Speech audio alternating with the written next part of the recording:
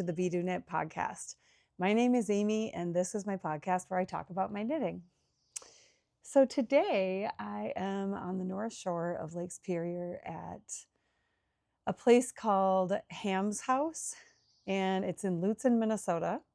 It is a container home or cabin, and it is so amazing. I'm going to show you guys some photos and video footage of this cabin. It's literally a dream. Unfortunately, when I was headed up here on Monday, I looked at my email to get like the directions and the key code for the place and all those things. And I realized I was supposed to be here on Sunday. So I had booked Sunday through Thursday, leaving on Thursday, but back in like March. And so I would have had 4 nights, but I forgot a night. I mean, it is so unbelievable to me that I did that, but kind of not, because there's something about the work that I do normally is I'm an executive assistant, and I've got to be so organized and so on the ball with everything. And then for some reason, when it comes to my own vacations, I will drop the ball. This is the 4th time I've messed up a vacation of mine. I don't know what it is. Like one time I arrived a day early to a place and there was somebody else staying there. One time in San Francisco, I booked this really amazing hotel for 1 night. And my husband and I showed up, and I had booked it for the night when I made the booking, which was literally 6 months ahead of that. And another time, I think I came up a day late. I don't know. This is the 4th time. So I don't know what it is, but I cannot plan my own and execute my own vacations. It's like I use up all my brain power at work and then I have nothing left apparently for my own vacation. So anyway, I'm here now. It is incredible. Just a couple things about this place. You might be able to hear a little bit of highway noise, but it's 2 miles off of Highway 61. If you're a fan of Bob Dylan, you might know about Highway 61. Yeah, and you can hear the birds chirping. It is like out here in the woods. And usually when I come up here, I like to have a view of Lake Superior and like see the lake from wherever I am. But this place is just like a woods view. So if you can see behind me a little bit, it is so gorgeous. There's a little fireplace with like 4 chairs for seating. It'd be the perfect place for a girls' weekend. And I did contemplate, should I bring the girls or should I come up here with my husband and my dogs? And I did come up here with my husband and my dogs, and it's been great. But it will be a place I definitely return to with my girlfriends, because there is, I think it's a double bed, 2 bunk beds, and then a big king size bed in the other room. So 2 rooms. I think at 2, 4, 6. I mean, I think it sleeps 6. There's also a little dog sort of potty area out of both bedrooms. You can open a screen door for the dogs to go to the bathroom, and in an enclosed space. And there is I'm looking at right now, a ski lift chair on this deck. And then these really nice, comfy rocking chairs, great for knitting. There's one of those old fashioned right behind me fireplaces. And yeah, it's just it's a smart home, modern, super cool. So anyway, that's where I'm staying. It's the week of the 4th of July is coming up this coming weekend. And I am doing a lot of knitting. So I recently knit for someone who I just met and had just had a baby. And I will share with you that finished object. And then I have 2 whips that I'm working on.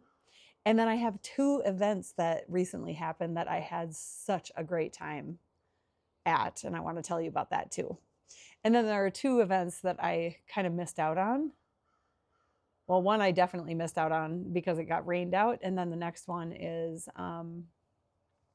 something I wanted to do, but the tickets were like, went like hotcakes and I did not get a ticket. So I'll tell you about that too. All right. And then maybe like a little bit of what I'm reading on vacation. And then last but not least, I'll tell you about the knits that I brought on vacation for a summer vacation. And yeah, so without further ado, I will get started. So this is the finished ruffle dress. This is the knit that I made for someone who just had a baby. How cute is that? It's knitting for Olive, ballerina pink. I think the colorway is called ballerina. The little ruffle edge at the top is so adorable. And then this button turned out so good. So I have to say this button, and I'm just going to start with the backwards, like from the end. When I first of all, the instructions said at the end to create a crochet loop and then attach it to the knitting up at this like collar area, and then to sew on the button, like put a little button and sew it on. So I found a really great video on YouTube about how to do this, but at first I was just like trying to figure it out on my own. And I think I wound up doubling up the yarn. So 2 strands of this. This is cotton merino from Knitting for Olive. And the ruffle dress is designed by Pernille Larsen of Knitting for Olive. It's the mom of the 2 ladies who own it. They're mom and daughter. So Pernille Larsen, and this is a size 3 months to 6 months. And I did knit it a little bit shorter. I think you're supposed to do it longer, but I read a lot of comments on Ravelry that said you probably wouldn't need to knit it that long. And so I went ahead and just shortened it a little bit. And if anything, if it winds up being a little bit short, I think the little baby could wear like little leggings or something and shoes. I mean, very cute. So yeah, so I've doubled up the yarn to make this little crocheted loop. And then I literally just used, you know, the little crochet hook that you can get to fix mistakes in knitting. I used that. And then I just did 7 stitches. Like I did a chain 7, doubling up the cotton merino. And then I put it through the last loop and pulled the yarn through, and that was it. And then I attached it, and that worked out pretty good. And then for the button, at first I used some cream thread, but when I put on, and then I doubled up the cream thread because I thought, oh, this is going to be really thin. I'll double it up. But then when I doubled it up, it was too thick on the button. Like this part, like when you see the button, it was too thick, I thought. And then the other thing is when you turned it around and you looked at the button, this is so picky and finicky. But like when you saw the back of the button on the dress, it was this big cream blob from where I had sewn, you know, and kind of like bound off or like sewn the thread and then like, you know, cut it and stuff. It was just like this cream blob on this pretty pink dress. And I didn't like it. So I was like, how do I do this? And I remembered from Fruity Knitting, Andrea, she would take a piece of thread or like yarn and then unply it so that, you know, you got 1 strand of the unplied yarn and use that as your thread so that it matches the project. So that's what I did, and it turned out so good, you guys. I was so pleased with it. So anyway, you know, and then when you make the chain loop, I put it through the last loop, and then I got some buttons out, and then I just like looked for a button that would match that loop. But if, you know, if you didn't have one, or if it was too big or too small, you could like take out a chain, add a chain, you know, so you get the right one. And anyway, it just turned out perfectly. I was so thrilled. So that little keyhole, the one thing I did mess up, well, I don't even know if it's a mess up, but you know, like when you weave in your ends, you might be able to see that. Like I wove in my ends and it's kind of making like this, you can just see just like a little line of stitches there. And I wish I would have like just wove it in like down under the ruffle or something, but it's okay. It's so cute. Isn't that just precious?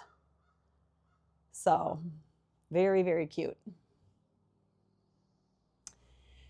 And this yarn is great. It feels a lot like knitting for Olive pure, or that like silk. I think it's raw silk or pure silk or something like that. Yarn where it's like, I don't know, it just feels really good. And I think Pernille Larsen is just this genius designer because you start at the top. And at first I was like, is this hole big enough for a baby's head? Like I was kind of concerned. But I just decided, trust the pattern, trust the process, and it is totally big enough. Especially if you take the button off, put it on the baby, and then tie button it. But anyway, you wind up making this kind of square, and then you kind of join it in the round, and then start working. It's just like a raglan yoke, So top down, and like you had to work flat until you get to the bottom of this keyhole. So you're working flat back and forth till you get to the bottom of the keyhole. Then you pull it together and work in the yoke down until you can join under this underarms.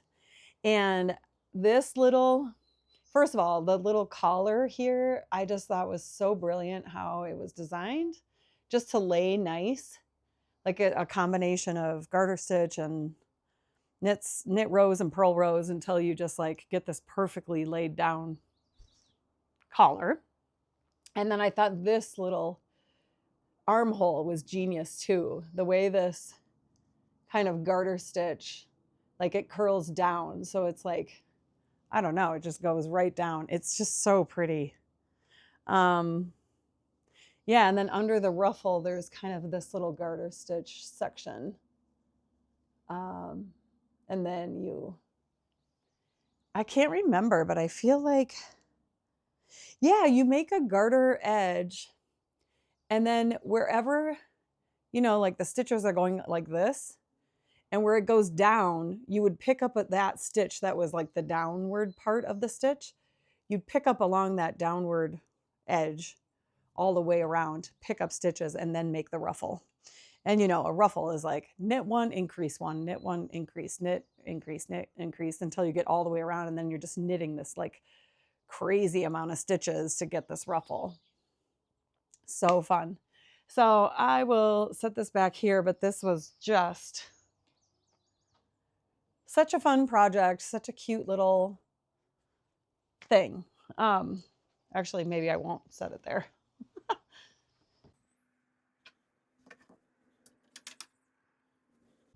Little knitspiration behind me there. So that is that. And then next I'll show you like the knits that I brought on vacation just for fun. Okay.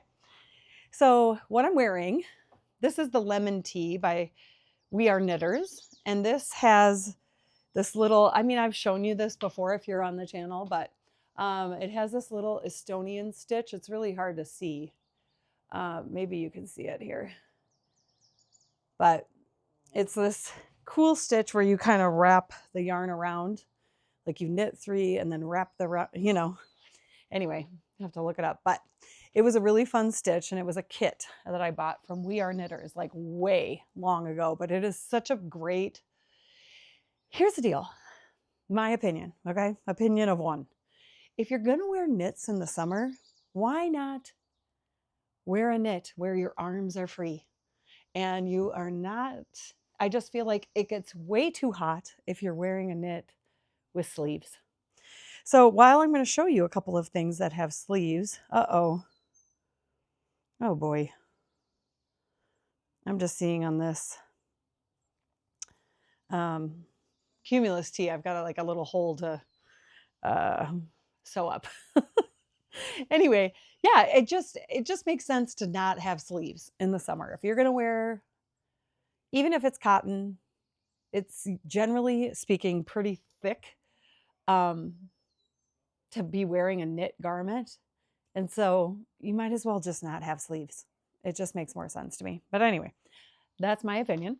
And this, yeah, this is just that. It's just really comfortable, really, you know, open sleeves. It just falls to the perfect right above my bra, and my arms are free. It's breezy, you know, nice. It's really humid out right now.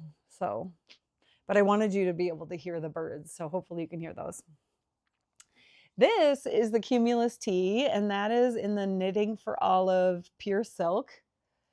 This is a great tee. It's raglan construction. I won't go on and on about it, but really great. I feel like it was an I-cord. I see a little little thread I need to like pull out. Yeah, this was a really great summer tee. It took a long time to make it. I started it last April and I finished in August. So lots of tiny little stitches, size 3, US 3 needle, fingering to lace weight yarn, fingering weight probably. But yeah, that's a great one. And it does have a sleeve, but this yarn is somehow, you know how some summer yarns, it's like, it feels cooling to the touch. And that's what this raw silk is. It's like, I don't know if you have bamboo sheets or something, but it's like, it's kind of cooling to the touch. I'm going to make sure this is still recording. Yeah, it is. So next up, this is the Wandering Flock. This is my Ranunculus and the Wandering Flock.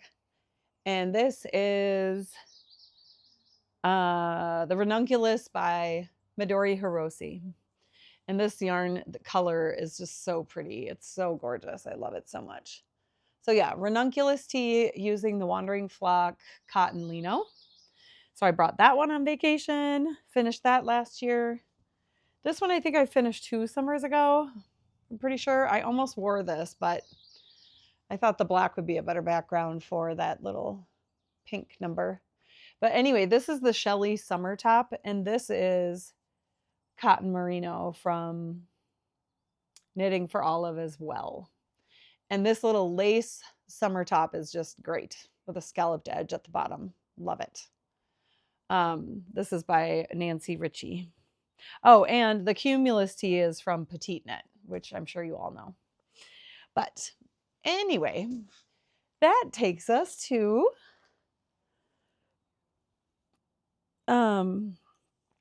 my other whip. I'm making some good progress, but I did start knitting a summer tee, which has kind of taken away.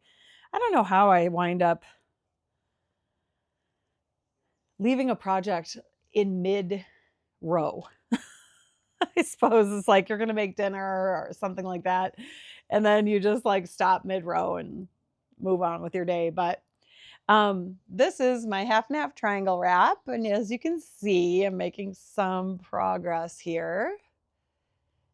And I'm pretty excited for this one to be done, and A, off the needles, but B, to wear it. So that's exciting that I'm making some progress on that. And I brought this to a little knitting in the park situation, which I'll talk about in a little bit. But yeah, so that's one whip. And this is a half and half triangles wrap by Pearl Soho. I've talked about it many times. So there's that. And then last but not least is this. This is the Sea Breeze Summer Vest, which I have been meaning to cast on for a really long time. I just realized I was supposed to keep going on this side to like, whoops. I've got this situation where I'm like leaving stitches on hold on one side so that I can work the other front panel. So basically you cast on provisionally at the upper shoulder. You work the back stitches in lace all the way down.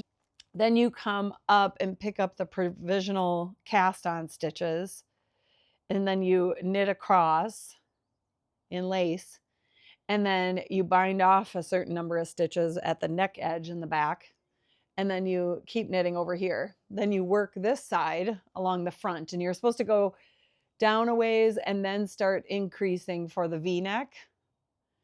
And then you go down a certain amount, and then you switch, break the yarn, go over here, do the same thing over here, making the V-neck increases, and then you join in the round and keep going down with the lace, and then do the hem, collar, sleeve, cuff, ribbing, or whatever it is. I don't even know. I'm not there yet, so I don't know. I don't read the pattern thoroughly before starting. But what happened is I got to this side, I'm knitting down, and I got to where you knit down before you make the increases for the V-neck, and I somehow skipped that section and went to the right side. So now I'm doing the right side, and then I'm making the V-neck increases. I got to go back and make those V-neck increases on this side before I can join in the round. Too bad I broke that yarn over there, though. You know how that is. Or maybe you don't. Maybe you're just a good knitter and you follow your directions. I do use this app called Stitch Mastery, or is it Stitch Mastery? It's such a good app if you don't want to print a pattern, or you're on vacation and you start a project while you're away from your pattern. No, not Stitch Mastery. That's what I write patterns in. This one is Knit Companion. So Knit Companion is so great because, you've got like the project, you put it in here, and you can upload from your Ravelry. And then here is that sweater vest that I'm talking about. But yeah, you can pull it up. It's great because it has this highlighter. So, you can move that highlighter around, and then you always know where you are. For example, like this. So anyway, there's that highlighter, and then there's a line that goes this way. You could like really track where you are in the pattern. It's really great. There's some other functions that I can see here that I don't know how to use, and I just ignore them for now, but maybe at some point I'll dig in more and figure out how to. And then I figured out something kind of cool to do, because I don't know about you guys, but I'm always like putting a project down, starting another project, or like just transitioning between projects. And then I go back to the project over here and I'm like, what size was I making? And then you got to like count the stitches, try to figure out the size you're making, and then get back to it, right? I'm like, gosh, this is so frustrating. But what I thought to do, you have to title your project every time in this app and Knit Companion. And so I decided to rename my project from the actual pattern name, which is Sea Breeze Summer Vest. I changed the title to be S4, size 4, Sea Breeze Summer Vest, or Sea Breeze Vest, or whatever. So then right when you look at it in your app, you can be like, oh, I'm making the size 4. I mean, you could put it in Ravelry too, but I feel like I might forget that. And this is what I'm looking at over and over again the whole time I'm working on my project. So anywho, so yeah, that is how this is going. Once I get those front panels done, then I will add, which it does not look like it's long enough. Maybe once you start working in the round, you work even further down and then do the ribbing. I don't know. Or perhaps like once you, I don't know. It does seem pretty short, doesn't it? I don't know. I might have to keep going once I join in the round just to get a little more length. But I could always try it on. That's the great thing about top down. And once I get those front panels, I can just put it over my head. I mean, I could put it over my head now, but and figure out where I'm at. Isn't this electric blue so pretty? This yarn, it's Mojave something.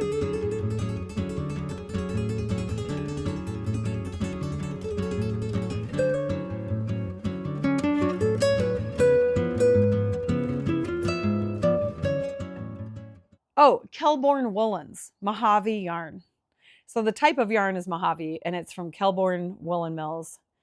And it is 60% cotton, 40% linen. So great summer yarn for this project. 185 yards per ball or skein. And that's 170 meters, 50 grams per. So that is the label on that guy. Kelbourne Woolen Mills, Mojave yarn. And this colorway, let's see if I can find that now. So this colorway is electric blue. Did I say electric blue? That's so funny because it is kind of electric blue, isn't it? So anyway, really, really pretty. Once definitely it's going to be, I'm sure that you go down further because it's way up here on my bag. So yeah, I'm sure once you join in the round, then you will keep going in the round to the length to the desired length. And I'm just holding the live stitches on another set of smaller needles with a little binder. Do you guys do that? Because I don't want it to fall off, and I don't want to take the needles off and put a stitch stopper and all the things. So I just put like a little rubber binder and I just like wrap it around several times, like a hair binder. So anyway, yeah, that's that project. And here's the back. It's a 4-row repeat. It's pretty easy to memorize. At first, it took me a minute to remember like which of the rows where you're actually doing the lace work and not just purling across the row, because it's like 2 rows of purl and then 2 rows of knitting with lace. You know, that's how it goes with lace. And especially if you're working in rows, otherwise it'd be knit every other row. But I couldn't remember like, where's the yarn over? Is that at the beginning or is that at the end? And so I had to figure that out. And then, yeah. And once I got that down, now I've got it memorized. But it's just kind of like, so funny. I'm working on this project. I've got this knit, this is my little knitting bowl that I love to have my projects in. It's from Doug Johnston. He's an artist in New York, and I love these little rope thread baskets. So pretty. So pretty. And so Doug Johnston, and then I've got this blue project. And then I brought my knitting mug that I picked up at Shepherd's Harvest.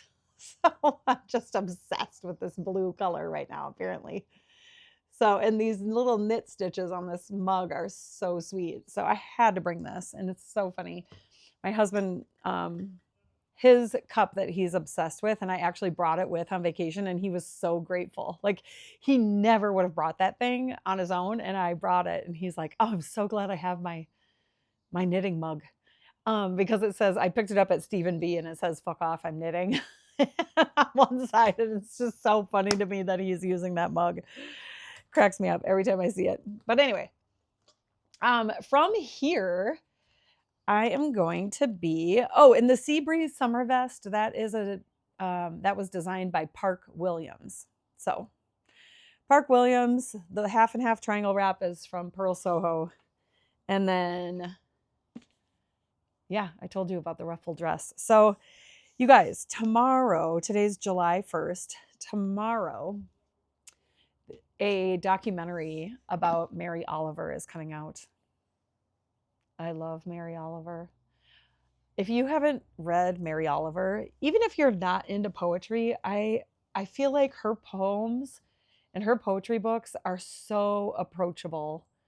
If you think, oh, I don't really want to read poetry, or I can't read poems, I just can't be bothered, or I can't focus, or, you know, whatever it is, highly recommend you checking out Mary Oliver. Maybe you guys are already, everybody's like, yeah, we all have Mary Oliver. This book is so great because it has samples of her poems throughout the years. So it starts with the most recent, I think it was like 2015, and then goes back to like the 1970s. But anyway, it's Mary Oliver Devotions, And this book, look how thick it is, so you can get your money's worth. I've given away 2 copies of this. I think this is my third. No, I've given away 3 copies of this. One of them I bought for someone up here, actually a guy we used to stay with, Rick Anderson from Sweetgrass Cove. It's no longer in business, but it was a B&B, and it was the first place we stayed the night after we got married. So he gave massages. It was on the reservation, like way up the northern part of Minnesota. Hot tub, sauna. Yeah, he's a massage therapist. It was amazing.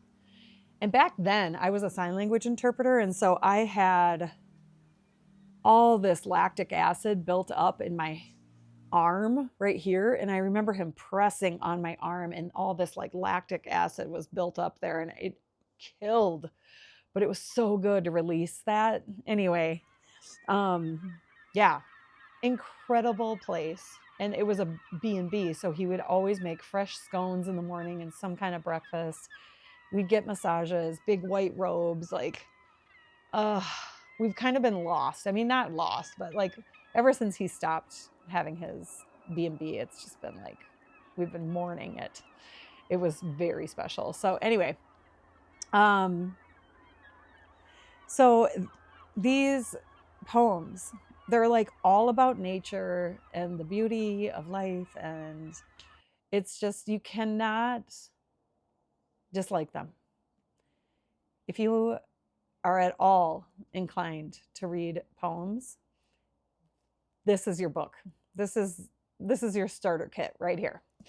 There is going to be a documentary about Mary Oliver that comes out tomorrow. So I feel like there is a place where they're going to showcase it tomorrow maybe, and then it's like out to the public at a later date. I don't know. Or if it's just available to everyone at that point in time on some streaming channel. But highly recommend Mary Oliver. Incredible, probably the most important American poet to date, I would say. She's incredible. Like, I don't want to cry, but literally when she, oh my God. Literally when she passed away, I cried all the way home.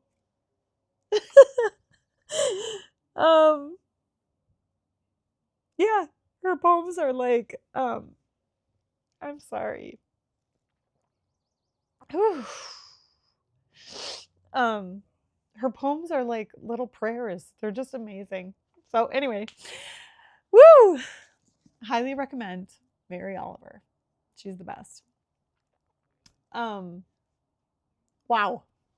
Yeah, that just like, I was struck by emotion there for a second.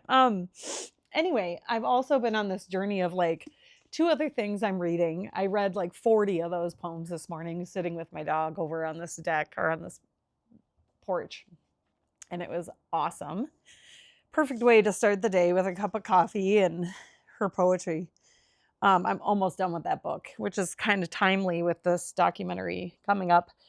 But I have a stack of her poetry books. Like, a lot of those are excerpts from her poems.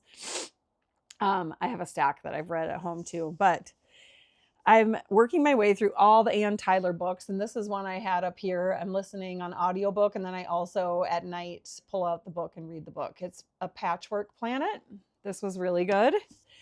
And then I won't say too much about it. It's always kind of like complex family dramas a little bit. And then the other book series that I've loved for the last, I don't know, probably a month or 2. And I've been listening and reading just like I did with that one. It is The Thursday Murder Club. Oh my gosh, the Brits know how to, I don't know, just write a lighthearted murder mystery book. So it is a cast of characters. I think there's even a TV series or like a TV show, at least one Thursday Murder Club show. And yeah, these 4 people that meet in assisted living or like an elderly community, and they are hilarious. One's like previously MI6, which is kind of like CIA of England. I don't know. Joyce, who's just a joy, Ibrahim, who's like a psychiatrist, and then Ron, who's like an ex-cop. The four of them would never have been friends in real life, and then they wind up in this retirement community and they become friends and they solve murder mysteries. So anyway, it is a hoot. I'm on book number 5 and I love those books. So highly recommend those if you haven't. The characters are hilarious. One other thing that I did recently was through Dandelion Fiber Company. I got on their email list, and they have in Minneapolis, the Rose Garden, they have just events throughout the summer, and one of them was knitting in the park. And so you just bring a lawn chair and meet up in the Rose Garden near Lake Harriet. And so I went there and I saw Kristen from Where We Knit. I saw Tiff was there from Dandelion Fiber, and then I met and sat by a gal named Carrie, and she was like, "Oh my gosh, I watch your podcast." And so I was like, "Oh, perfect! I'm gonna sit here and we can chit chat and get to know each other." So I sat next to her, and we just had a blast getting to know each other and sitting and knitting and in the park. It was a Monday night. It was a blast. And just meeting all the gals around the circle. And one of them was like doing this double knitting. It looked so complicated. I was like, wow, that's incredible. But just, knitting is such a way to connect with people. Like you could be from so many different walks of life, and then all you need is knitting to connect you. So it's just so fun. I had a blast there. And then I was even going to maybe do paddle boarding, which I should have been up here at this place on Sunday if I had been paying attention to my own reservation. But there was paddle boarding at Lake Harriet, and Kristen from Where We Knit kind of organizes it, I think, in partnership with Dandelion Fiber Co. And I would have had to rent, but you can rent a paddle board at Lake Harriet, like near the bandshell area. You can rent one, but I would have had to paddle out pretty far, and I've never been on a paddleboard. So it could have been a little dicey. Like maybe I should try to paddleboard once before putting my knitting in a Ziploc and like getting on this paddleboard and going out to the middle of the lake. But once you get out there, they use bungee cords and just like tie their paddleboards together, and then you sit there and knit. How fun would that be? So fun. I'm going to do that, I hope, later this summer. And then the event that I can't go to, I will be back in time. I go back on Sunday after being here, and then I go to Bayfield, and I'll be at Wild Rice Retreat, which is near my parents. My cousin and my aunt are up from Lincoln, Nebraska. And then, so I'll get to see them, which is pretty fun. And some of my siblings will be at my parents' house. And Wild Rice Retreat is just down the path from where my parents' house is, over by the marina, because my dad has a sailboat. So anyway, I get back on Sunday, and I could have gone on Monday. It is knit night at the movies. Oh, I can't believe I was in a meeting and it ran over 2 minutes, and I was like, oh my gosh, I got to finish up this meeting so I can like get online and buy my ticket for movie knit night. And I missed it. Like literally I was 2 minutes late and I missed getting the tickets. They sell like hotcakes. So they keep the lights like halfway lit in the movie theater. They were watching Bridesmaids, or they will be, at the Edina movie theater, right across the street from Harriet and Alice. I'm so bummed. I wish I would have gotten those tickets, but oh well. I'm plenty busy, and the first day back at work, I'm sure I'm going to be so tired. I'm just going to go hit the hay. So anyway, I will leave it there, and I hope you're all having a great summer. Thank you so much to those of you who've been watching for a long time. Thank you to those of you who are new and watching. I almost forgot. One of the other events I went to, Teresa from Get Bentz Farm, she had a farm day at her house, like open farm day. And she's got sheep. She has a yarn mill, and you could like go in. She has a little camper that you can like, it's like a camper shop where she has all her yarn hanging up in the camper.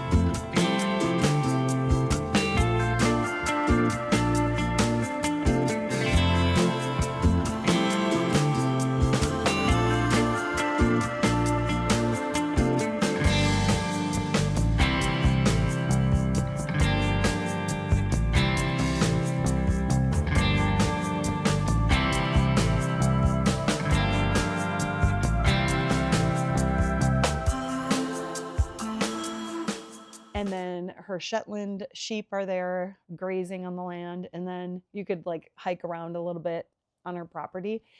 And then get a tour of the yarn mill. So I went in and toured the yarn mill. It was so cool. Blue razors, and they pull the fiber in with their teeth. Well, this guy goes around so fast you can't see the individual nails. Okay. So when I turn it off, I have to stand here and wait, because in order to get the stuff out of the box, sometimes you have to kind of reach in and get it. And then for the carder, that's all metal. All of those strings are metal, and they're all razor sharp and very fine. So when I'm in there cleaning it, and I literally stand up on top and clean from the top, and I just brush it with like flicker brushes to get anything out. And I clean it about once a month. I have to wear leather gloves, and sometimes I'll wear leather gauntlets. Right. These things take, I mean, you have to hit a button, and it takes about a minute. Where'd you buy this equipment? Like, where do you buy? This stuff is American, so it came from a mill that shut down in Monticello at the start of COVID. Oh, okay. So I lucked out. You can see it's just about ready to be spun. And I've been showing people how it's finished.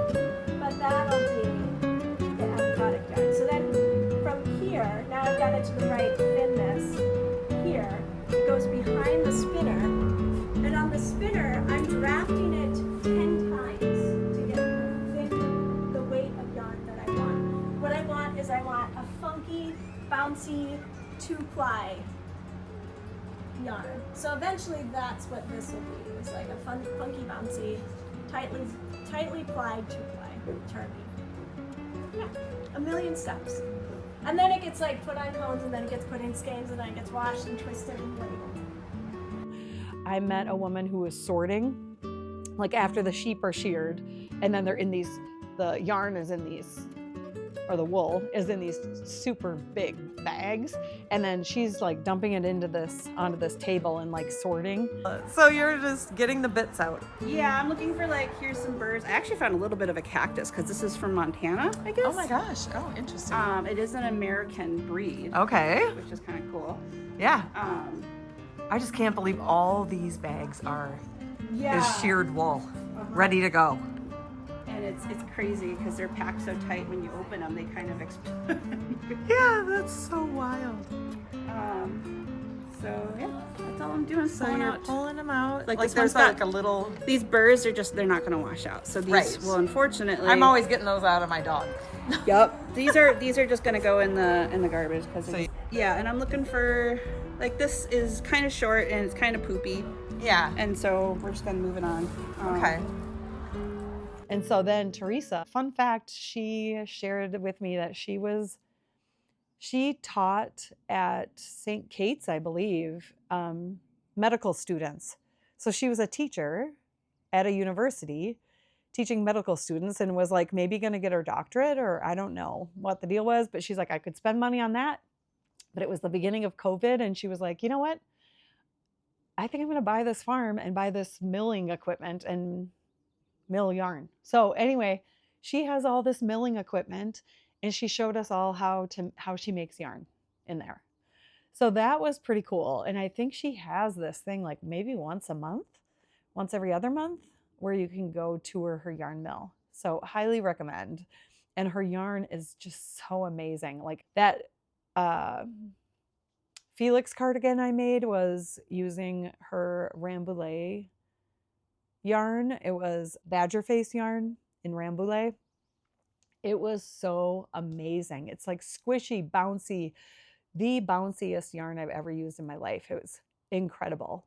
So she is amazing. So yeah, highly recommend checking out her yarn and her mill if you get the chance. And yeah, I ran into Emily from the Botanical Knitter there, and there were some other people, but anyway, it was really fun. And yeah, I guess that's all I have to say about that. Thank you all for watching. I hope you're enjoying summer and enjoying the birds and all of your knits, whatever you're reading, all the things. And I will see you next time. Bye.